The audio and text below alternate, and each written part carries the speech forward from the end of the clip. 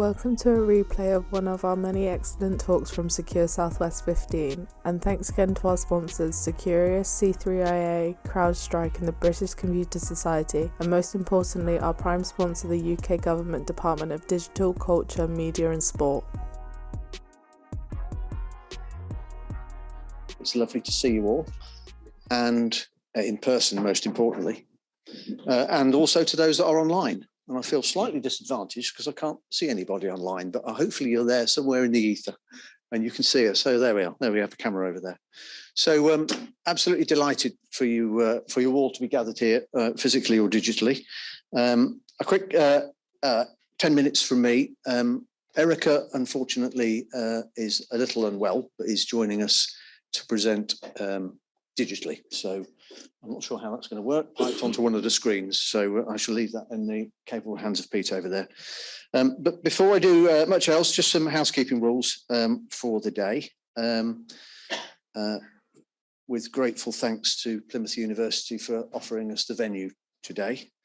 First and foremost, toilets, facilities, just down the corridor, if you've not spotted them, just out there. Fire exits are through the main entrance to the building. Emergency exits on the ground floor, follow the green and white signs to the nearest exit in the event of a fire alarm sounding. Disabled refuge points can be found in the south lift, lobby and stairwell. There are no fire alarms planned today other than something at 3 o'clock outside for the scaffolders apparently, but that's in our break, so hopefully it won't disrupt us too much.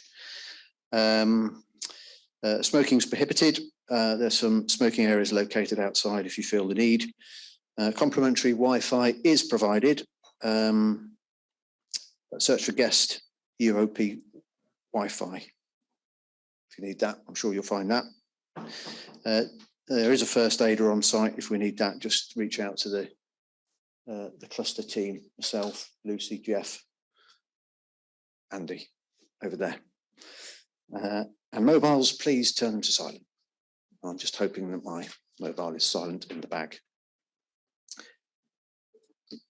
So, apparently you should never start a presentation with an apology or repeat yourself from what you said last year.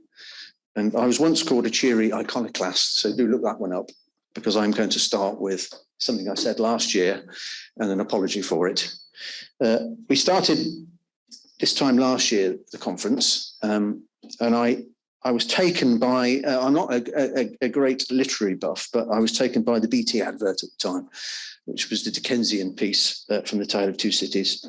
And I thought at that time, it was the best of times, it was the worst of times, because we were halfway through a global pandemic. The age of wisdom, the age of foolishness, the epoch of belief, and the epoch of incredulity. The season of light and the season of darkness.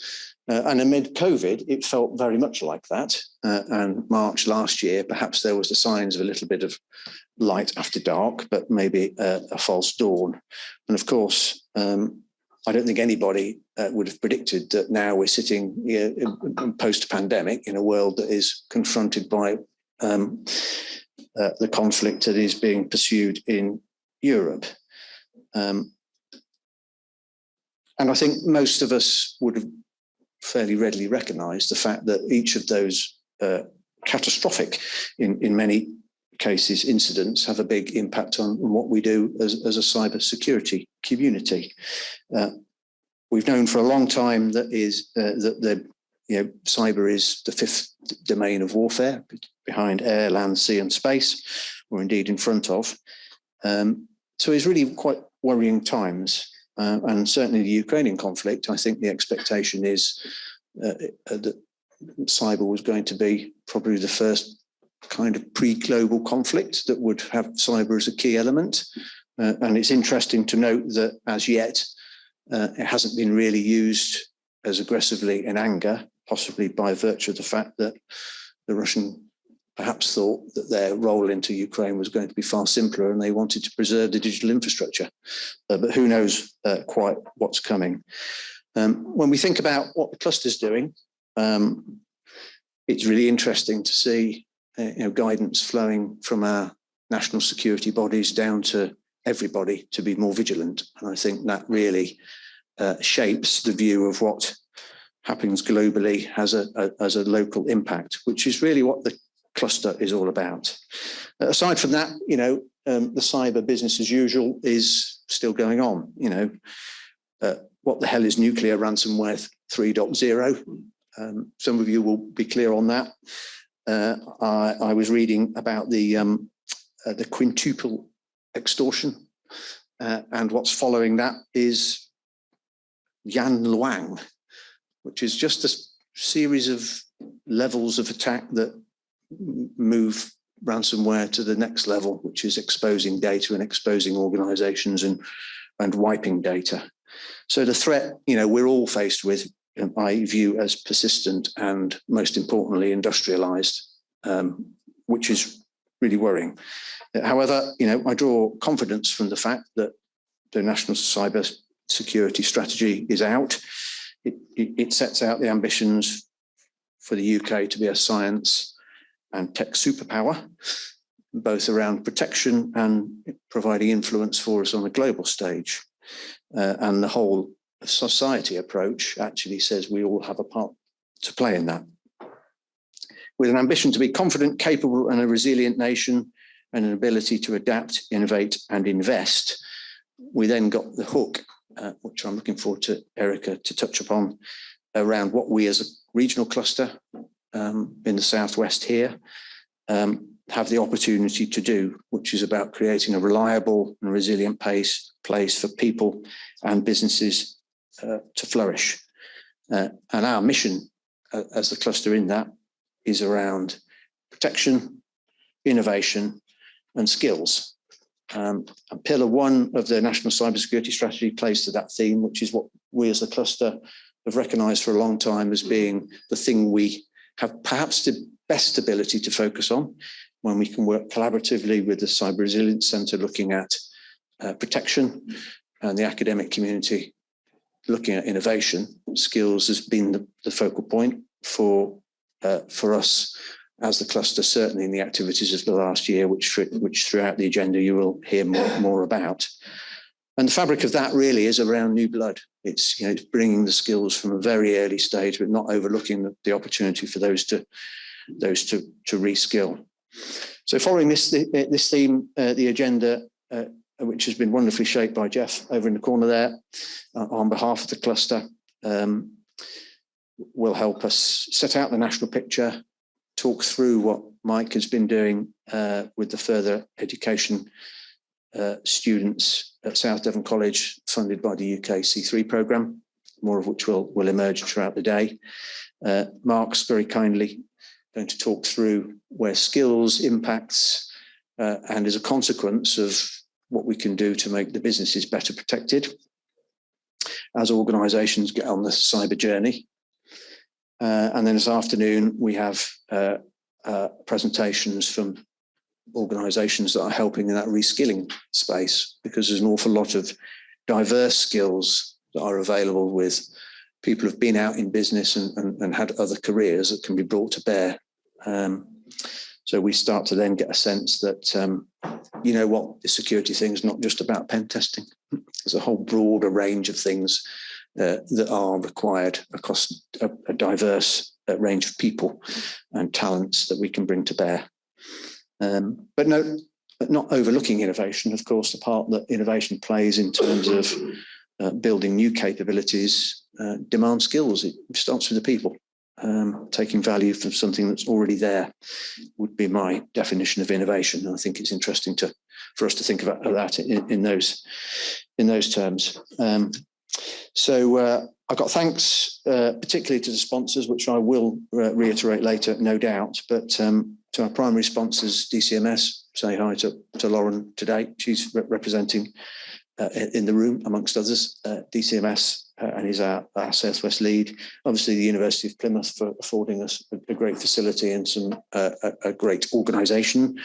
I've got the British Computer Society have supported the event for many years. Securious providing lunch, C3IA providing refreshments for us, which I hope we've enjoyed a few at the moment.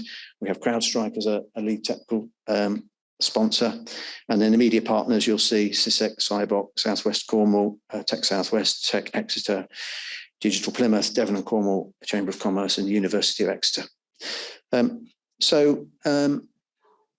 I think before I move on to Erika, I'd just like to welcome our youngest attendee. Is Daniel in the room? Oh, so when he comes, let's welcome Daniel, because Daniel is the youngest attendee of the day. And I will embarrass him at lunchtime, perhaps. But it's really, he set his time out to get permission from school to come to the event. And if I set out an ambition for the cluster in terms of looking at skills, it's encouraging these people, young people, to reach in and find a pathway into a career that I've had 25 or so years, good years in. And I'm really pleased that we've managed to attract the interest of that community. Ask questions, please do. Slido, the numbers I think published 228301. I shall be monitoring it, so I'll know if you're behaving yourselves, and I know if you've got any good questions coming in. Please do engage with the sponsors where you can. Talk to them, understand what they're doing. That's what this is really about getting involved, catalysing you into action to become active members of the cluster, because it sustains itself beyond today. So thank you, really do enjoy the day. And I'll move now to Erika. How do I do that? Well, I'm here. Can you hear my voice? There you are, Erika. Welcome, Erika. Hi. Well, you can't be with us in person, but I understand. So I can't see anybody. So I'm hoping that I'm not just speaking. I might say that's a bit of an advantage. And I've told by 3 individual people today, I look like Stanley Tucci. So there we are. If you can't see me, you've got a mental image now, if nothing else. It must be the glasses. Erika, welcome. Good morning, everybody. So do you? I now, because I've moved to Zoom at such a late stage. Is it just a case of speaking and then afterwards you'll ask me questions, or? Yes. I'm hoping my voice is going to last the course. So just. We got you 20-minute slot, Erika, and then okay. And then 10 minutes of questions thereafter. Great. Well, let's see if my voice fails on us, then I might have to do question answers by semaphore. I'll get Lauren to do it for me. Anyway, good morning. I'm Erika Lewis, for those of you who don't know me, Director of Cybersecurity and Digital Identity at the Department for Digital Culture, Media and Sport. I'm really glad that you've asked me to speak here today. I wanted to get the chance to personally congratulate the cluster on organising such a great event, and you know, luckily, thank heaven, both in person and online, because I didn't want to bring you my cough and cold. I know there are plenty of these going around, but nobody wants mine. It's been really rather unpleasant. So so I thought I could speak to you from my home, which means that I can still come along and see what you're up to, but hopefully not give you any of my bugs. So as my team know, I'm a massive advocate of working through local partnership and harnessing local action. I was a member of the London Regional Development Agency for 12 years, and I learnt loads about how investment in areas through partners that know their community and how it works is really, really successful.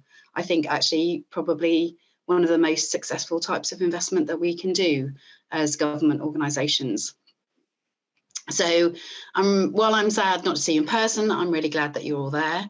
And many of my team are joining you today, so do seek them out and have a conversation. DCMS is the Department for Digital, and whilst we're best known for our work on sports and culture historically, the vast majority of our policy work now focuses on the strength of the UK digital and cyber ecosystems, both on a national and regional scale. We have a new cyber strategy. It was published, excuse me, it was published last December, and it's looking at motivating the whole of society to make our cyber environment safer. This new strategy builds on the significant progress made through the National Cybersecurity Strategy, which was 2016 to 2021. And I think it also delivers on our commitment made in the government's integrated review of security, defence, development and foreign policy. I think the way that this is very different is that up until now, I think we've been looking at working with cyber specialists and cyber businesses, and this new strategy is all about a whole of society approach. So again, leaning much more towards working with local communities and putting them in a position to be able to deal with their own cybersecurity issues. The strategy is quite big. There is 2.6 billion to boost the UK cybersecurity and fix legacy government IT. And at its heart, there's a vision which is to make the UK a leading, responsible and democratic cyber power, able to protect and promote our interests in cyberspace and support our national goals. So what are we doing about it in DCMS? For the moment, I'm just going to focus on cyber skills. I know that's the focus of today. If we're to be a world-leading cyber power, we must have skilled people and more cyber innovation produced by young, energetic entrepreneurs. How do we encourage and support more people, especially the younger generation, to embark on a career in cybersecurity? Well, the answer, I think, is in quality, quantity, and diversity. We estimate that we've currently got a shortfall of about 10,000 cybersecurity specialists entering the profession every year in the UK. 680,000 businesses, that's about half of them, have a basic security need. And in addition to that, we know that a high proportion of the people with cybersecurity in their job title are not qualified. And on top of that, the diversity and inclusion in the community of cyber specialists is low, with only 16% being female and a similar proportion coming from diverse communities. So what must we do? I think we need to start with young people. And I was just hearing the end of the speech before, when you've got somebody coming from a school age person coming, that's really incredibly encouraging. And we're working through schools, both in mainstream educational and extracurricular activity. The aim is to ensure that young people are coming out of the education system with the knowledge and technical skill that they need to pursue cyber and wider tech careers. One of the most exciting developments in the youth cyber skills space is our new programme, Cyber Explorers. And this is a gamified online learning platform designed for 11 to 14-year-olds to teach cyber skills to thousands of school pupils across the UK. And in the last few weeks, over 800 schools have signed up, and already we have an ambition to reach many, many more. The programme has launched nationwide, and students and teachers across the country have been registering online on the platform since its launch. Ever more regional and targeted in our approach, we have established 5 regional pilots across the UK to boost the programme, and we'll build on the learning from these pilots to assist how we engage with schools as we look to roll out more widely. This new programme complements the many other existing activities to encourage young people to take an interest in cyber, and these include the Cyber First summer camps, bursaries and courses, and the annual girls competition. But if we only target young people, then we won't get the results we need quickly enough to deal with all of those figures that I gave you at the beginning of my speech. So another point of change for us is in adult skills. The National Skills Fund continues to support cyber boot camps in all of the regions of the UK, and these are delivered in partnership with employers so that all of the participants have a clear pathway to a cyber career. On diversity in the cyber profession, our 10-week regional skills pilot, it will be delivering skills training to a range of adults and mature learners across England and Scotland. And this will provide them with a flexible training offer to equip them with the relevant skills to secure a career in cyber. And I think the thing that's really different about these is that we're recognising that some of these needs can be basic, and that the programmes will offer competency-based cyber skills knowledge and soft skills such as interview preparation and interaction. So we're really looking at, again, this whole of society approach and bringing people into the cyber space. We know that diverse skills from diverse backgrounds will strengthen the profession. And we also know that this kind of training can quickly get people onto the job market. On the quality, there's the issue of professionalisation. Up until now, it's been very difficult to know what a professional cyber security person is. As we know, cybersecurity is a complex professional environment. It's too complex for employers who struggle to identify the skills they need, and it's too complex for employees who struggle to work out the value of the courses and certificates available. So last year we created and funded the UK Cyber Security Council, which is an independent body to help achieve this clarity. The Council is devising professional standards and pathways to raise the bar and recognise quality within the profession. The UK Cyber Security Council has begun to outline a careers route map with 16 specialisms in cybersecurity, and these cover all of the issues necessary to have an excellent cybersecurity portfolio, from risk management to security architecture. Cybersecurity needs technical experts, but we need managers and auditors too. We've just closed a public consultation that explores how we can embed this quality within the profession. So if you took some time to look at this, thank you. We are looking forward to analysing your responses, and we'll publish a response to the whole consultation in the summer. So that brings me to our regional work. I've already mentioned the strength of a thriving local cybersecurity sector to both the economy and the resilience of the country. Last year, we began to provide funding to regional cybersecurity clusters across the UK with the newly formed UK Cyber Cluster Collaboration, UKC3. UKC3 is part of the DCMS goal to develop a strong and innovative cybersecurity ecosystem with growing companies and skilled people. I really believe that clusters play a vital role in helping us to deliver the national cyber strategy by supporting growth in the sector through collaboration and understanding. And clusters are uniquely positioned to be able to do this because of their regional focus and presence, and because they actively engage networks of industry, academia, and local government.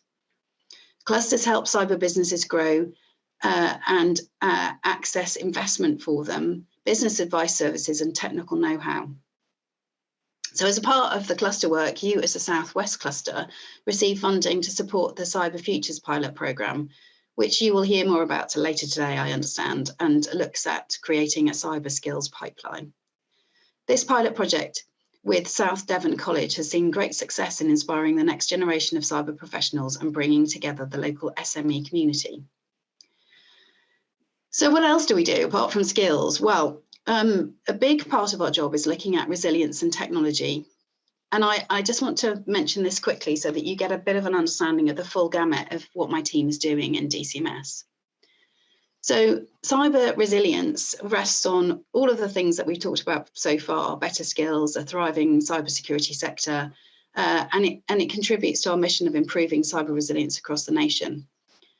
However, despite good progress made in recent years, we're still not managing cyber risk effectively across the economy. Nearly 4 in 10 businesses suffered a cyber attack in the past year, and there's an increasing risk of ransomware attacks and data theft. So we need to continue to help businesses to get the basics in place and to make sure those critical organisations and sectors across the economy are adequately protected.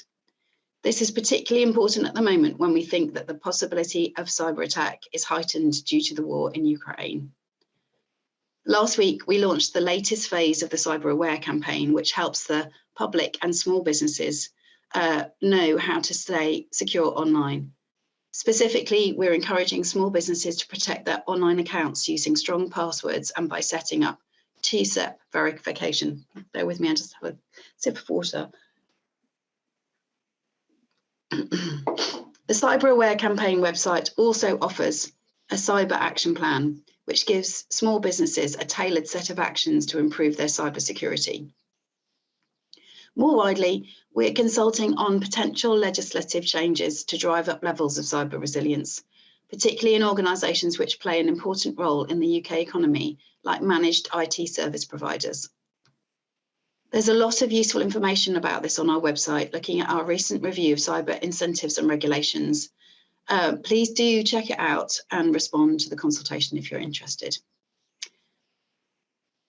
So it is through the initiatives that I've spoken of today, through strengthening the partnerships that already exist between national and local government, industry, academia, communities, and the many local partners that make a thriving ecosystem, and through enhancing regional and national cyber skills to create a diverse world-class cyber profession, that we will begin to achieve that whole of society approach that I mentioned at the beginning and at the heart of the new cyber strategy. So thank you once again for giving me the chance to speak here today. I hope you have a great day in Plymouth, and I hope that I'll get the chance to join you in person for another event really soon. Many thanks, Erika. And thank you for soldiering through, particularly. It sounds like you're all struggling a bit. I've got a couple of questions on Slido, and I was going to ask anybody in the room, has anybody got a question posed to Erika? Mark, Lucy, could you pass the microphone to Mark, please? He's the tall one.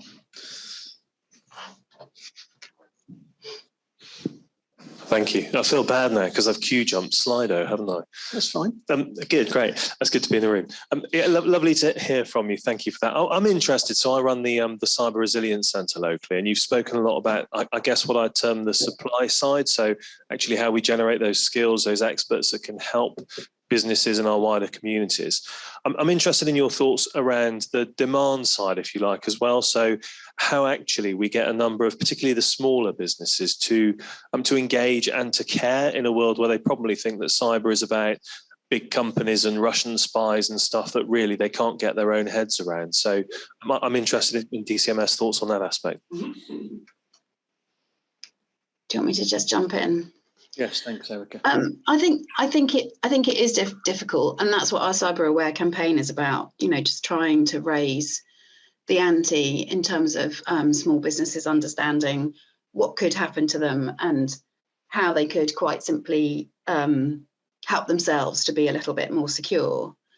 You know, we have debates all the time in DCMS about how far we could go in terms of legislation, and as you will know, really the only cyber legislation that's in place it enforces critical national infrastructure businesses having cybersecurity controls, and you know, the debate is, well, should we make that broader? And I think when we look at those NIS regulations moving forward, we will make it a little bit broader, and we'll look at, as I said, the sort of digital service provider area, particularly given the kinds of attacks that we've had recently that can really hit anybody who's using those kinds of services. But I think it's a lot to ask to go to sort of small businesses and say to them, you have to have this kind of control in place. I think it's much more reasonable for us to be giving information. And I think that the work that we're doing around the Cyber Skills Council will also help people to understand, you know, what can I, you know, what do I actually need to do, and who can I employ, and what kind of skills do they need, and what should they be doing? So it's much more around sort of support and advice and encouragement that we really think that we can do what is proportionate in that kind of environment. I've been around regulation for a really long time and looked at small business development for a very long time when I was working in regional development. And you've got to be very careful, I think, that you don't over-regulate, particularly in a small business environment, because the regulatory impact can be quite huge on small businesses. So much more about that. And I think then the other thing that we are trying to do is just raise, again, the awareness at board level of cyber security. So, you know, at the very basic, in a small company where there will always be some kind of, you know, senior management team board, or indeed maybe an owner, that they're asking themselves the right questions around resilience. You know, have I got my data backed up? If my systems disappear, can I still do my job? And those are, I think, really simple. So again, you know, these are quite simple messages that we can put out there. Thank you, Erika. Thank you, Mark. A couple of questions from Slido, if I may, Erika. As the Director of Digital Identity, can you comment on the recent ICO draft white paper on anonymity? Why is it needed? And do you believe those promising to process personal data anonymously should be excluded from regulatory consequence if and when such data is inappropriately accessed and re-identified? So I'm going to answer that quickly and say, no, I can't. No, fine. Only because this is that is not my area of expertise. So I could, I think you if what we do with that question is, Lauren, take it away, and we take it to the data team who are doing a lot of work on issues around anonymity with the ICO, then that would be much better than me trying to riff on something that I don't know very much about. That's fine. Thank you, Erika. The other question, not sure if it's related, maybe in your area, how can we be a world-leading cyber power where on the one hand we'll be teaching people entering the profession to secure data, while at the same time the online safety bill is at severe risk of weakening encryption? So again, this is going to sound perhaps a little bit like a government fudge answer to this, but we in DCMS and in the digital media group, which I'm a part of, we've got a team that's looking at online safety. We've got a team that's looking at data protection. We've got a team that's looking at kind of broader tech sector issues and competition. And one of the things that I think we know very well is that there is a massive tension here between the kinds of things that we want to see in the growing digital world and how we ensure that human beings that are in this digital world have the same kind of rights and the same kinds of freedoms as they have in the normal world, if you see what I mean. And so that's the kind of trade-off that we're making all the time. And so there is a massive tension, a number of massive tensions. The big one that we talk about a lot, is probably not the one that's raised, but I think worth mentioning here, is the tension between competition and data security. So we know, and I'm sure that people in the room know, that we have a very small number of sort of mega platforms who gather in and own quite a lot of our data. If we're not careful, they will suggest that on grounds of data security, that they should be the only people in those markets. And we know, I suspect, intuitively that as in, us as a community, know that intuitively that's not necessarily a good thing, because without innovation, without competition, you don't get innovation. And I don't think that there's enough push on security. So what we're trying to do in DCMS is reconcile some of these things. So on the surface, it will look like there are tensions between these things. And I think there really are. And all I can really reassure you of is that within DCMS, we are constantly debating how we can deal with those tensions. So what we really want to do is create a situation where people don't pay high prices in this new environment because there's good competition. People are safe from seeing things that are unpleasant in an online situation. People's personal details are safe just like they would be in the offline world, or as much as possible. So you've all of those kind, there are ethics running through the kinds of work that we do. And all of those kinds of things, all of those rights and responsibilities that you'd have in the offline world are transferred to the online world. And that's what all of this legislation is doing right now. So we've got the online harms legislation that's going through at the moment. We've got some data legislation that will be going through in the next year or so. And in all of those things, we are recognising these kinds of tensions that this question brings up and thinking through how we can make sure that we resolve them where we can. I don't know whether that's helpful. I don't think it really says, exactly how this is going to be resolved, because the new data bill will look at this and it kind of everything layers one upon the other. But just to assure you that this is the kind of thing that we're talking about all the time. Thank you, Erika. As good as answers as you can get. And I think my experience of cybersecurity generally is huge complexity. You are constantly trading off the digital physical world, and I'm just encouraged to hear that there is a department looking at and working on it and trying to resolve it. So thank you for that one. And a final question, Erika, if I may, which is on a slightly different tack, more playing to the innovation side of the question, I think. What does DCMS have in place to interface with the venture capital industry to help candidate businesses to obtain extra funding on top of DCMS grants? Yeah, so bear with me. Last question, I promise. I think you may have tasted my voice now to its limit.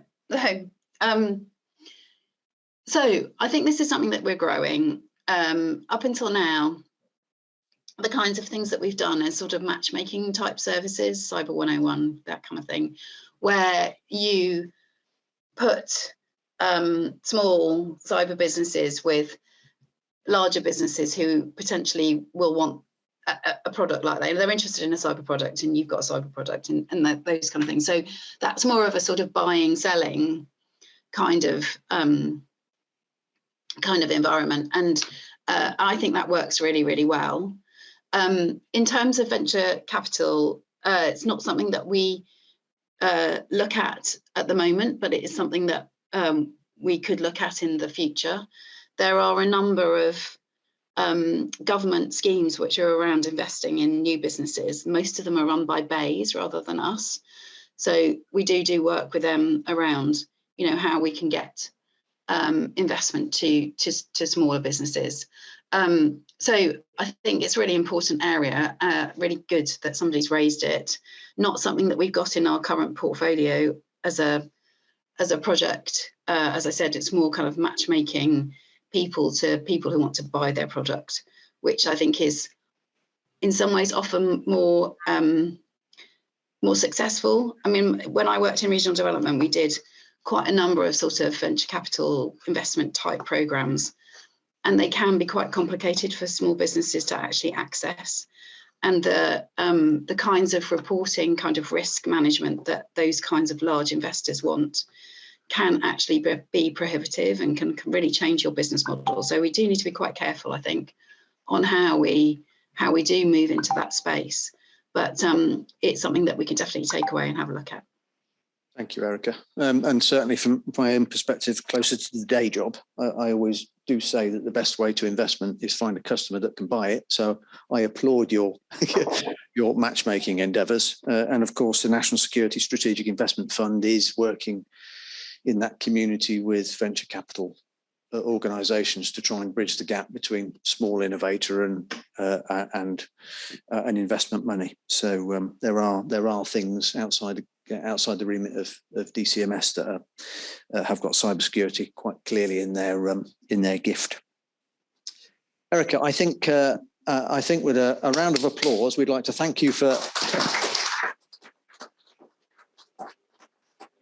supporting us in clearly some challenging conditions with the voice. So thank you once again. We do hope you can come down to see us in sunny Plymouth and enjoy the view that I've got in front of me here at some stage. So enjoy the rest of your day and thank you for your support. And we'll hopefully see you soon. Yeah, see you soon. And you enjoy the day as well. Thank you very much. Thank you, Erika.